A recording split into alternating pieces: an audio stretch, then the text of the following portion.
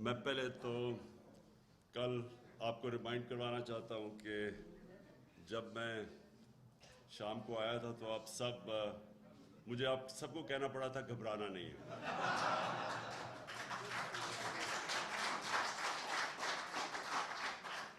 اصل میں دیکھیں، میں ذرا آپ کو سمجھانا چاہتا ہوں کہ یہ ہوا کیا ہے، کیونکہ ابھی تک وہ اپوزیشن کو سمجھ نہیں آ رہی ہوا کیا ہے.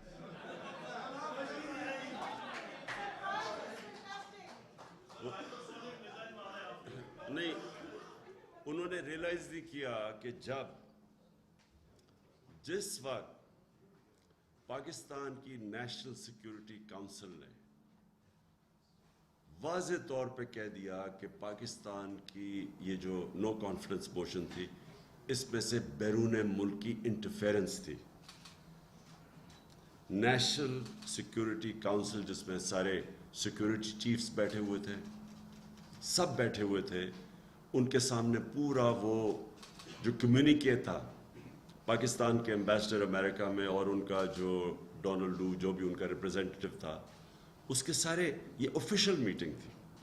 اس آفیشیل میٹنگ کے نوٹ ٹیکرز بیٹھے ہوئے تھے دونوں طرف، اور وہ منٹس وہ جو کنورسیشن تھا ہمارے ایمبیسڈر اور ان کے آفیشل کا، وہ سارا کنورسیشن پھر جب بتایا گیا ہماری نیشنل سیکیورٹی کونسل میں، تو پھر اس کے بعد منٹس جاری کیے گئے. اس کے ان منٹس کے اندر یہ چیز کنفرم کی گئی کہ یہ ایک باہر سے پلان بنا تھا جس میں انٹرفیئر کیا گیا تھا پاکستان کی انٹرنل پالیٹکس میں، اور یہ جو نو کانفیڈنس تھی اس کی بنیاد باہر تھی. ہم نے وہ چیزیں لکھی نہیں وہاں کہ کیسے یہاں ایمبیسی کے لوگ مل رہے تھے، جو لوگ ہمارے سے جب چھوڑ کے گئے، جو لوٹا ہوئے، تو ان کو باقاعدہ ایمبیسی کے لوگ ملتے تھے. ان کا کیا کام تھا؟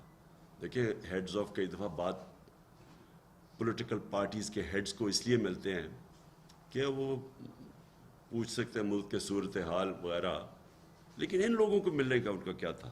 تو وہ سارا کنیکشن تھا اس کا نو کانفیڈنس موو جو کہ باہر سے انیشیٹڈ تھی. تو جب ایک دفعہ ملک کی ہائیسٹ سیکیورٹی باڈی یہ کنفرم کر دیتی ہے، تو اس کے بعد تو یہ پروسیڈنگز یہ ارریلیونٹ تھی کہ نمبرز کتنے ہیں.